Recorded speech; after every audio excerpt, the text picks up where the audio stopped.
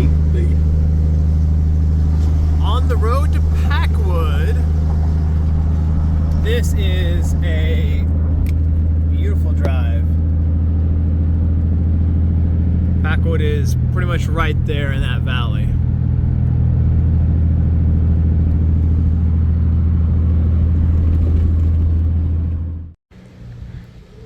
Well, I made it to Pro Solo.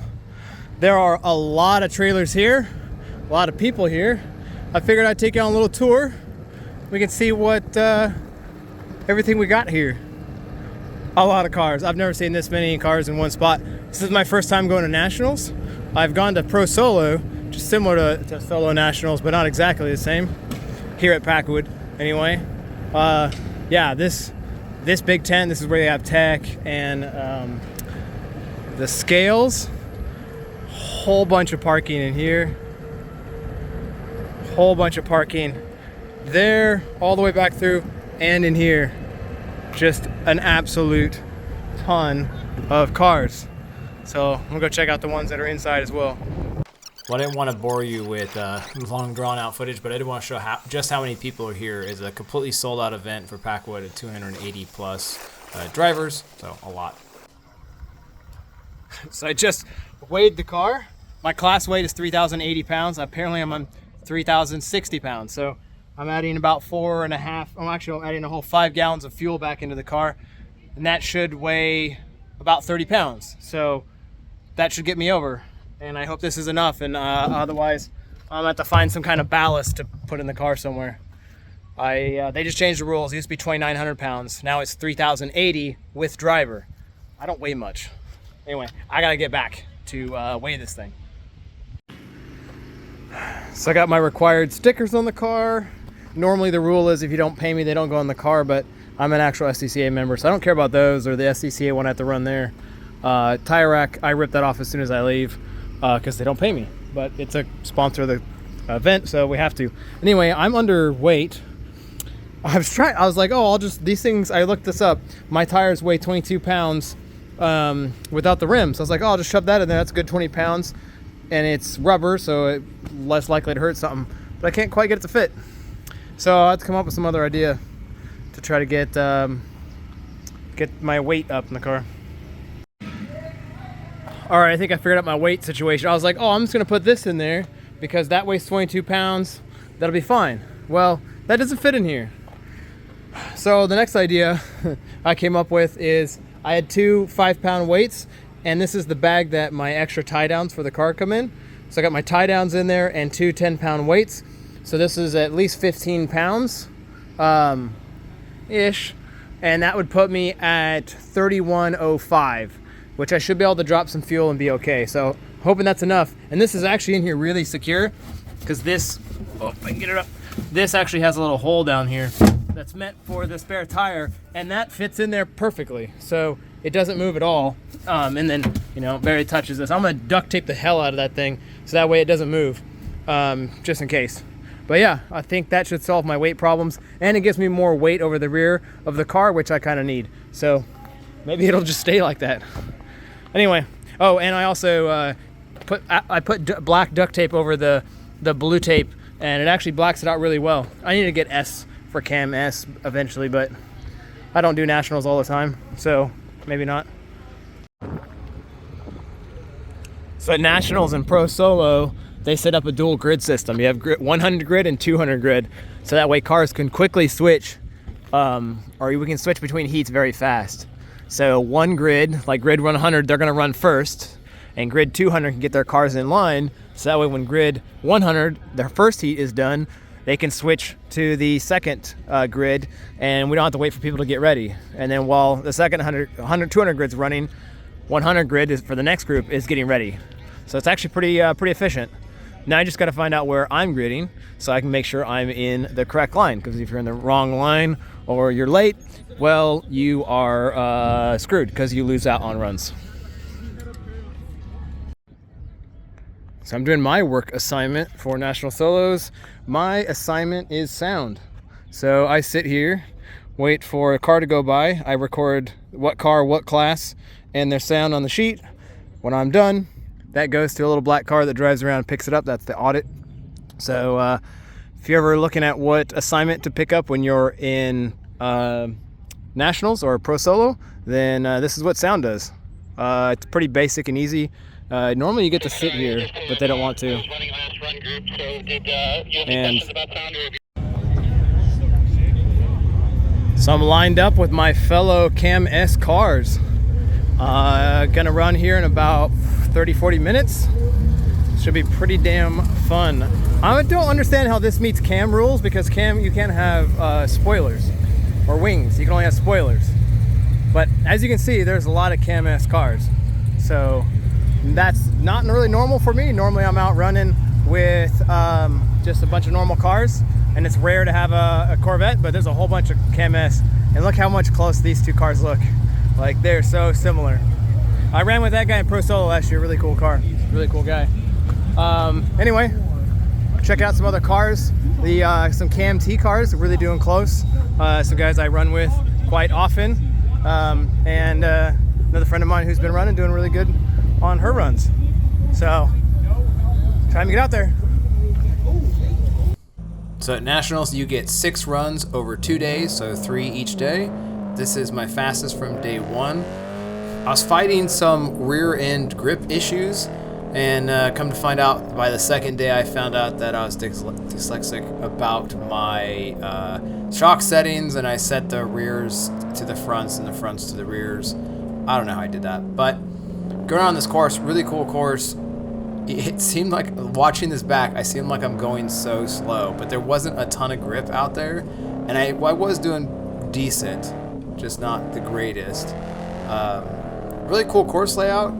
A lot of sections like that cone right there that really forced you to slow down in sections and would keep you in check. And here, I kept going really wide. I found that to be faster for me. I could not get it to stay in tighter, because when I go wider, I was able to make those last 2 cones very well. But ended up being an okay run, I think, and not bad.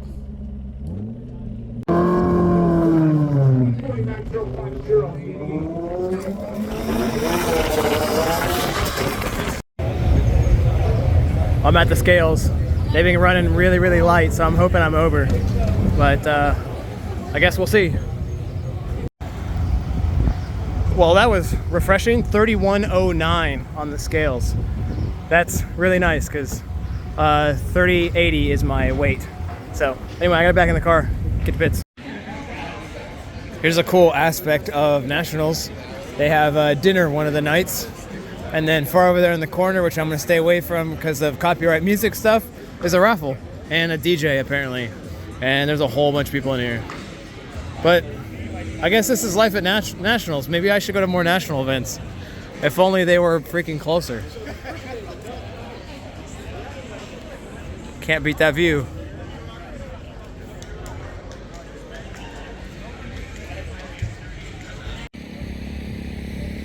Saturday night. Just got done with food and the raffle. Fortunately, I didn't win anything.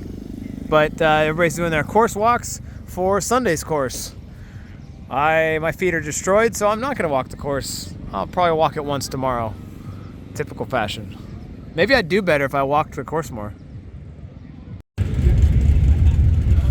Waiting on the next heat to finish. We got all the Cam cars lined up. We're going the opposite direction because the course is basically the same as yesterday, but running reverse. All the other cars lined up. Look at this Pontiac Fiero. This thing looks awesome and sounds amazing.